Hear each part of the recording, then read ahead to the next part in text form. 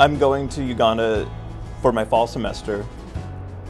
I'm going to be getting 16 credits in post-conflict studies and health research. It's also going to include like a month-long research project that I'm going to be doing on my own in Uganda.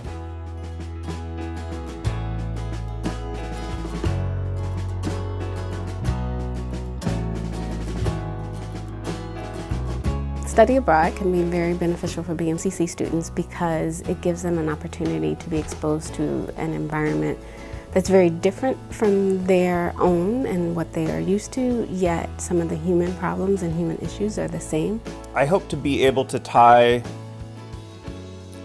how conflict in a place like a refugee camp in Gulu, Uganda, is more similar than dissimilar than growing up in the Bronx and having, you know, broken down health systems, having family stressors, broken families, not as much access to fresh food. I think that the stressors that cause your health outcome to be diminished are going to be similar, but just a further extreme of that.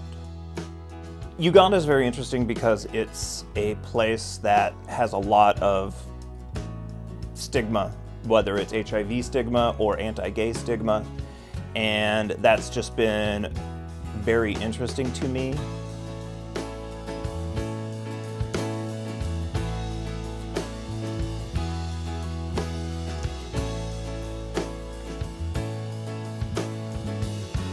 Going there as a gay person is going to be something very difficult, I think, because you're so used to being out and just open about who you are.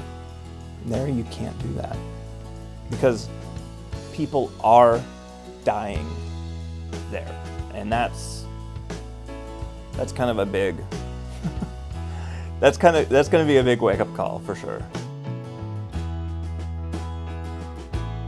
You're being invited into someone's life, and the goal is to approach it as a glass that's empty. You know nothing.